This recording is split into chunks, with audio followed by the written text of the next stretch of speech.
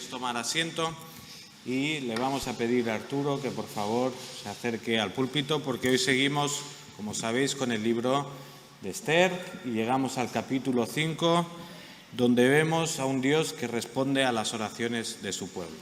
Así que mucho ánimo. Que el Señor te... Bien, buenas noches.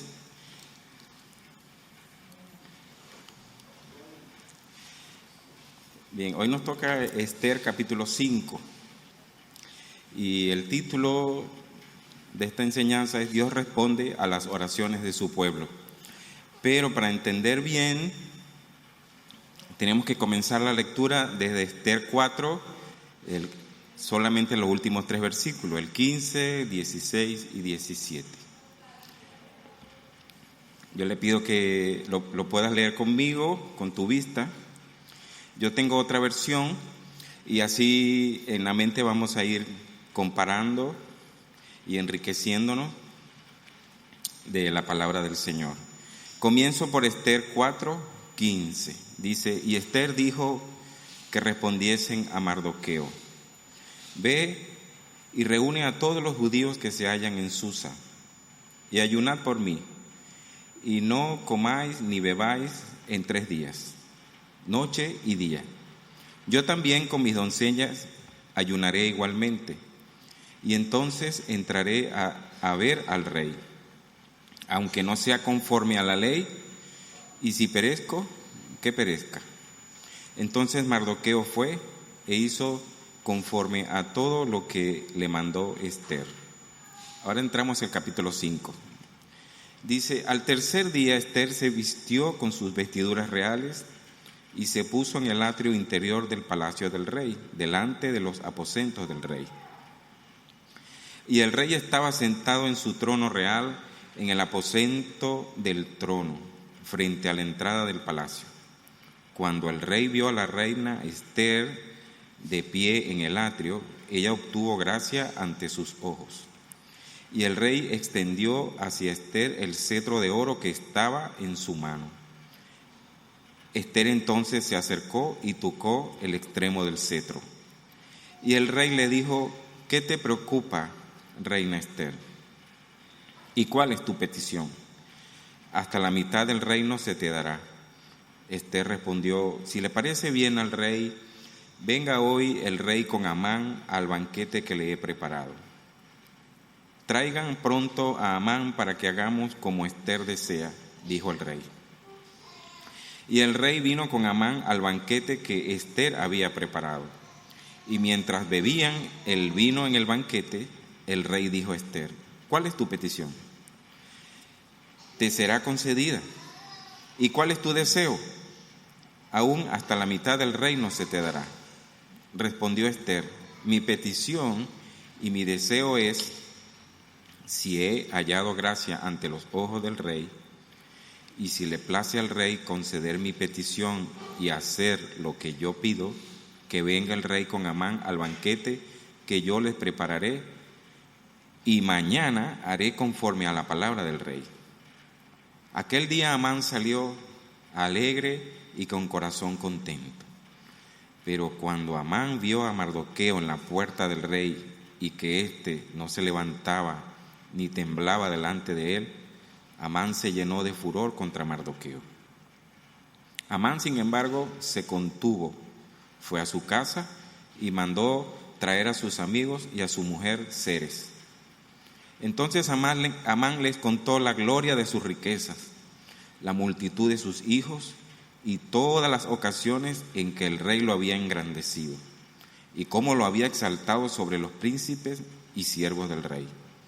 Y Amán añadió, aún la reina Esther no permitió que nadie, excepto yo, viniera con el rey al banquete que ella había preparado, y también para mañana estoy invitado por ella junto con el rey. Sin embargo, nada de esto me satisface mientras vea al judío Mardoqueo sentado a la puerta del rey. Su mujer Zeres y todos sus amigos le dijeron, haz que se prepare una horca de 50 codos, es decir, entre 22,5 y 25 metros actuales, que conocemos actuales, de alto. Y por la mañana pide al rey que ahorquen a Mardoqueo en ella. Entonces ve gozoso con el rey al banquete. Y el consejo agradó a Amán y mandó preparar la horca. Bien, es interesante en todo el libro de Esther,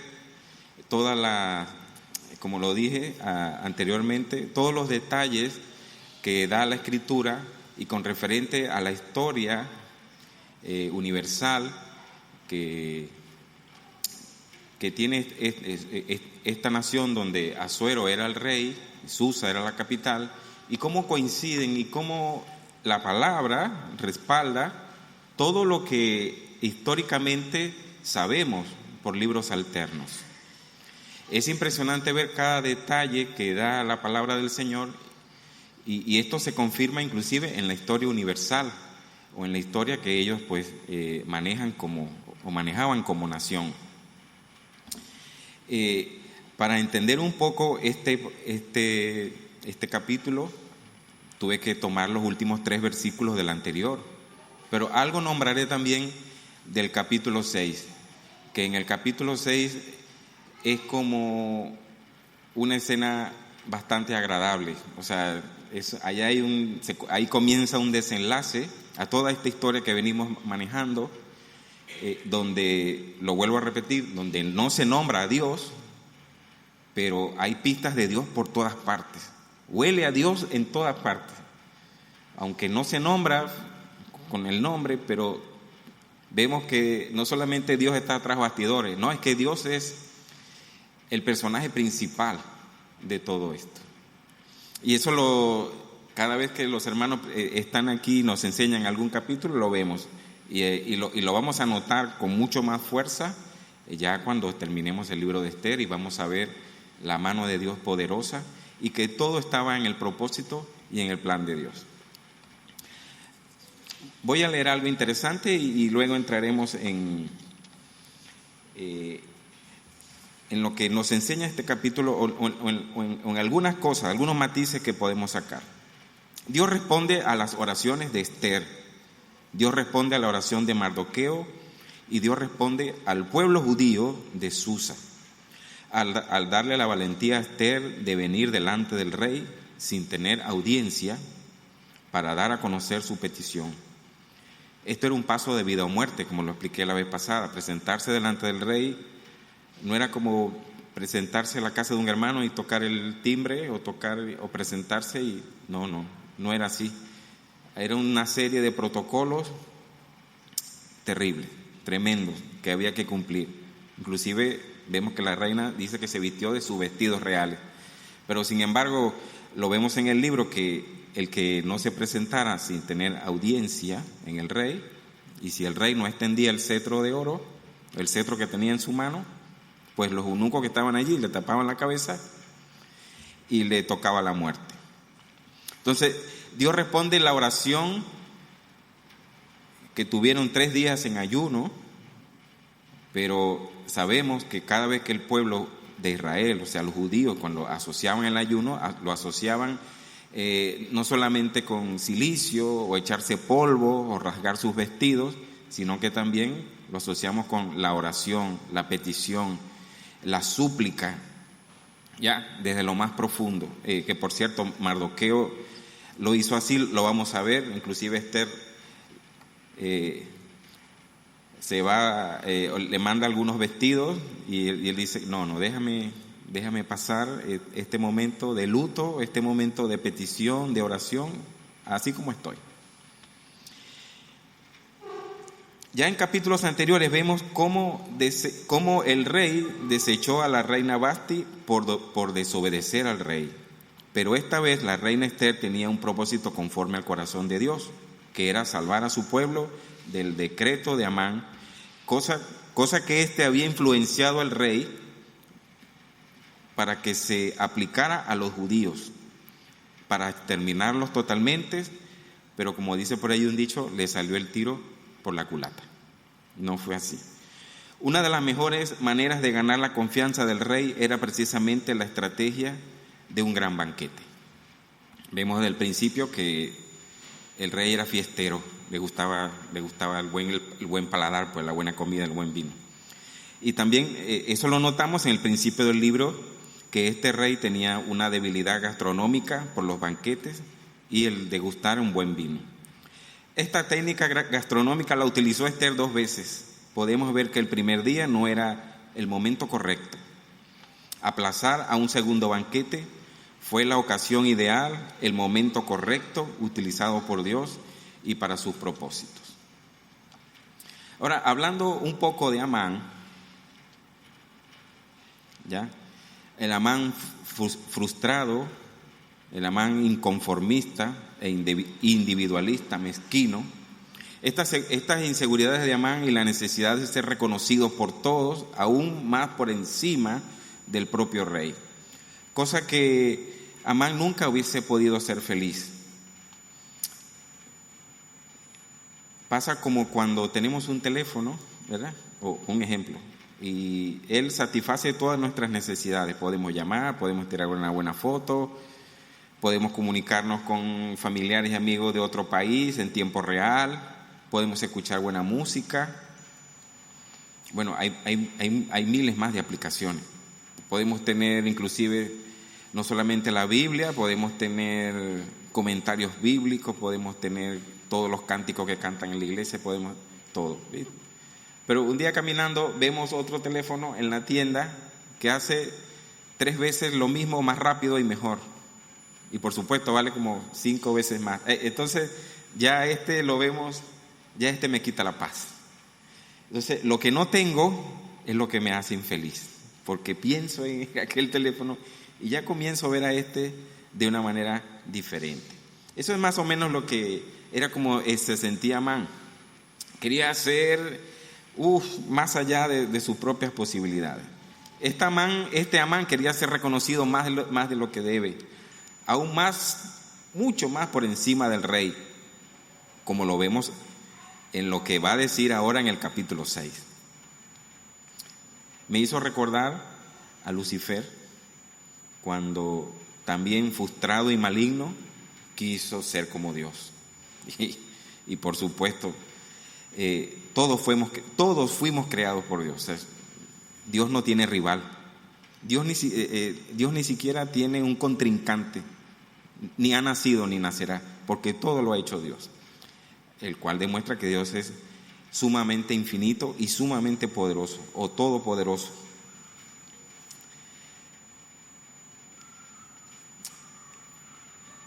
También cuando Amán dijo acerca de los vestidos reales, lo vamos a ver más adelante, el caballo y la corona, pues en vez de Amán pensar en un banquete para el rey, porque el rey le preguntan, no me quiero adelantar tampoco, oye, ¿qué se hará con una persona que el rey quiere enaltecer? Y el rey estaba pensando, bueno, que le haga un buen banquete. No, Amán se fue, que le pusieran la corona del rey. Eso era algo osado, hermano.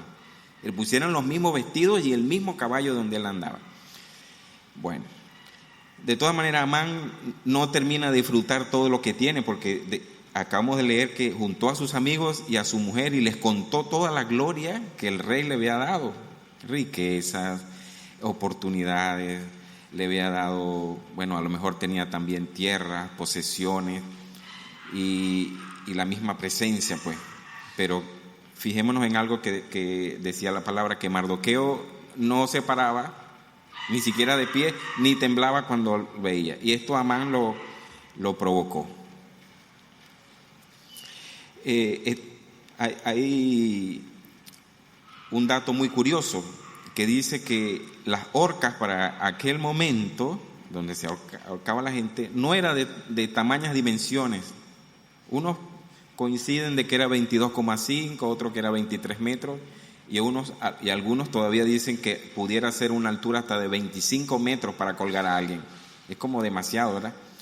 Pero se sabe que para el tiempo del rey de Amán, de Asuero, era la horca, era para, cuando se hacía de ese tamaño, era porque abajo le ponían un gran tronco afilado, y luego de ser ahorcado o en medio del ahorcamiento lo amarraban por los pies y lo bajaban, y bueno, también lo empalaban, lo que quiere decir lo empalaban, Y muchas veces la punta le salía por el cuello o por la boca. Entonces, no solamente con ya que se había dado a aquella orden de exterminar a los judíos, que estaba Amán, que estaba Mardoqueo, él quería más bien entonces que Mardoqueo sufriera una muerte penosa, humillante y una ejecución pública que todos recordaran. Mas sin embargo, no le salió así. ¿Ok? Esto me hace acordar de Amán, que donde yo trabajaba antes, yo trabajaba en un sitio donde el jefe era de libre remoción, o sea, si ganaba un partido político, venía alguien del partido político, si perdía, venía el otro, y así vi desfilar muchísimos jefes. Buenos, malos, peores, excelentes, locos también, extremistas, vi de todo, pero hubo uno que llamó la atención, que no solamente tenía sus estudios, también tenía un doctorado de esto, ¿ya? O sea, había hecho muchos estudios y había estudiado por aquí, por cierto, por Europa, había estudiado en los Estados Unidos, había estudiado en Venezuela, tenía muchos estudios. Y en ese momento él estaba de jefe allí y la secretaria de él, en ese momento, en su primer oficio que va a dar pues haciendo alguna reseña o dando algunas indicaciones, la secretaria le puso doctor, ¿verdad? Fulano de tal. Y él mandó a llamar a la secretaria: no me pongas doctor, que yo me llamo es así, no doctor. No, pero usted es doctor. No. Y cuando él se fue un gran ejemplo, porque no quiso que le llamaban así. Es más, siempre le gustaba que le llamaran por su nombre de pila. Dije, doctor, sí lo soy, pero no me llamen así. En cambio, vi otros desfilar que apenas hacían un cursillo de un fin de semana. Y bueno, querían que así como Amán cuando veía a Mardoqueo, así más o menos parecía. De eso ni vale la pena hablar, hermano.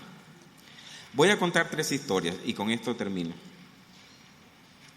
3 historias con referente a Mardoqueo, porque vemos aquí que Mardoqueo era un hombre de grandes valores y de grandes convicciones, aún por encima de cualquier terreno, de cualquier decreto terrenal. Cuando yo estaba pequeño, hermano, muy pequeño, uno de los héroes que yo tenía en mi mente era Tarzán. No sé, a lo mejor algunos se acuerdan, porque eso era lo único que había allí en la televisión, Tarzán, en blanco y negro. Ya inmediatamente lo pude ver a color. Y me llamó mucho la atención de que Tarzán, con señas y esto, hablaba con una mona, hablaba con un león y con un elefante, y le entendían, y eso siempre me llamó la atención. Bueno, un día estábamos con mi familia, mis padres, no sé qué, y trajeron una sandía, hermano, de este tamaño, muy dulce, y yo comencé como niño a decir, oye, hay que quitarle la semillita. Y me recuerdo a mi papá que me sentó y me dijo, ¿quieres ser como Tarzán, verdad? Le dije, sí, Tarzán se come las semillas de la sandía. Y eso fue algo que yo me lo creí, hermano. Yo me lo creí dentro de mí. Y yo no podía ver por allí semillas sueltas porque me la comía, las mías y las de los demás, porque yo quería ser como Tarzán. Hay otra historia de una pareja que le tocan la puerta y vamos a suponer que era Globo, ¿verdad? Y le traen una pizza. Y cuando van a comer, adentro de la pizza, bien organizadito, hay $1,000. Entonces el hombre dice, oye, este dinero, no sé. Y dice, bueno, vamos a comernos la pizza, después resolvemos lo de los $1,000. Se comieron la pizza, el hombre fue con la caja al establecimiento, pidió hablar con el encargado y el encargado le dijo, bueno, usted parece que es el cliente número 1,000,000. Entonces hemos querido recompensarle con $1,000. Bueno, y ya que ha venido, entonces para que nos acompañe a la radio, salga en la prensa, una foto. Y él dijo, no, yo prefiero darle los $1,000. La pizza estaba muy rica, porque si mi mujer se entera que yo recibí esta pizza en un motel, vamos a dejarlo así. Y la tercera historia que les voy a contar es acerca de Daniel y sus amigos, que eran Sadrach, Mesach y Abednego. Claro, estos no eran los nombres hebreos, pero todos lo entendemos. Y en una de esas, Daniel fue al foso de los leones. Y casi también en su tiempo que estuvo allí en Babilonia, estuvo a punto de perder la vida varias veces. Y los amigos de Daniel fueron al horno de fuego, y sabemos la historia que Dios les libró, pero hay algo interesante en ellos que le dicen al rey de aquel momento, ya sea que Dios nos salve o no, no nos inclinaremos ante el sonido de la ponzoña, de los instrumentos que hay, no nos inclinaremos. Así nos quememos o no nos quememos en el horno de fuego.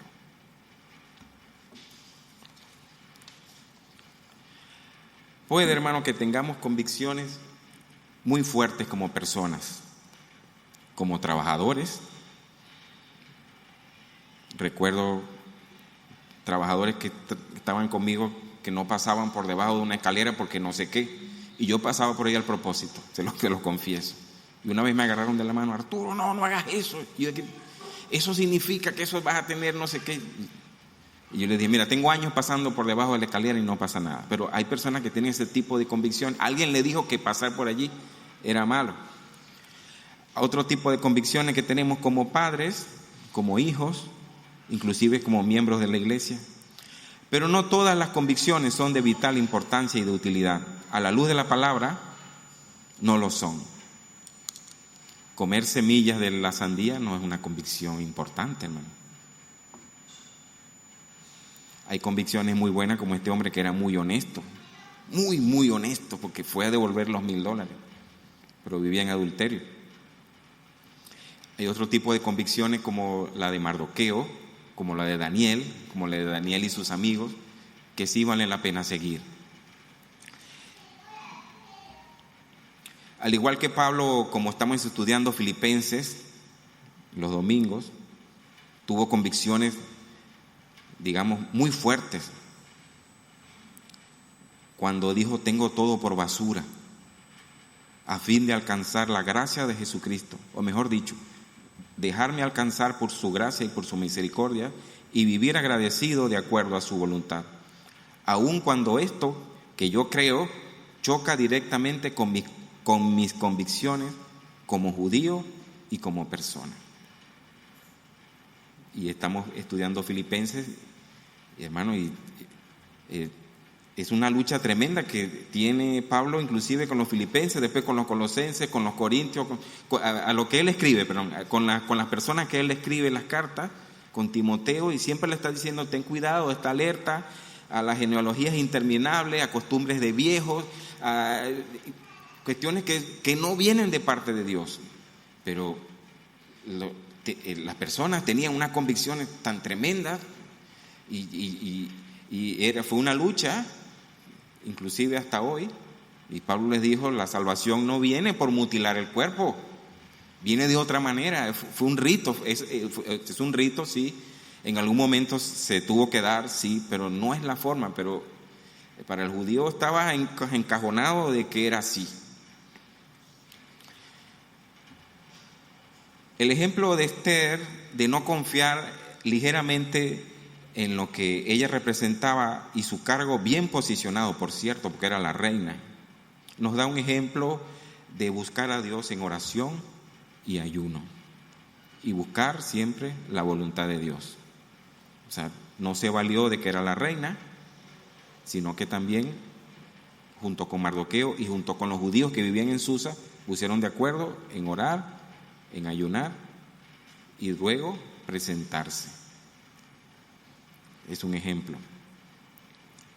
Y en el caso de Mardoqueo también es un ejemplo de tener convicciones muy altas y tener convicciones que realmente estén acorde a la voluntad de Dios de no darse o postrarse delante de ninguna persona, ni objeto, ni animales, ni nada de esto.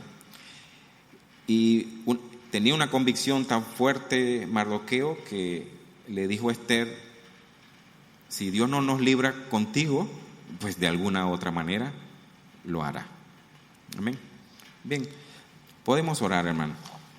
Podemos cerrar nuestros ojos. Podemos decirle al Señor: te damos muchas gracias porque eres bueno y maravilloso. Te pedimos que en lo más profundo de nuestro ser dejemos de confiar en nuestras propias convicciones, en lo que hemos aprendido, y que comencemos a confiar más en tu palabra, Señor. Como dice ella misma, más de ti y menos de mí. Que tú crezcas y que yo mengüe. Te pedimos que nos ayude porque en nuestras propias fuerzas no lo podemos hacer. Y te damos gracias porque sabemos que tú respondes las oraciones de tu pueblo. Ahora que vamos a entrar en un periodo de oración, en un periodo de acción de gracias, de peticiones, tenemos la confianza, tenemos la seguridad de que nos escuchas y que así como nos escuchas, nos vas a responder conforme a tu voluntad. Gracias. En el nombre de Jesús. Amén. Muchas gracias, Arturo. Y nos quedamos con esta reflexión, ¿verdad? Que Dios escucha y responde a las oraciones de su pueblo. Y creo que en cada una de nuestras vidas, si miramos atrás y nos ponemos a pensar y recordar, estoy seguro que todos podemos pensar en oraciones que Dios ha respondido, ¿verdad? Y si os parece bien, podemos pasar un tiempo ahora dando gracias al Señor por estas oraciones respondidas en nuestras vidas, ¿verdad?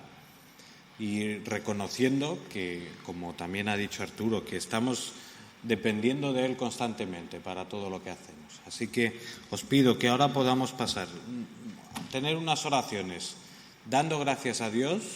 Si recuerdas alguna oración que Él te ha respondido en los últimos meses, pues dale gracias en esta noche.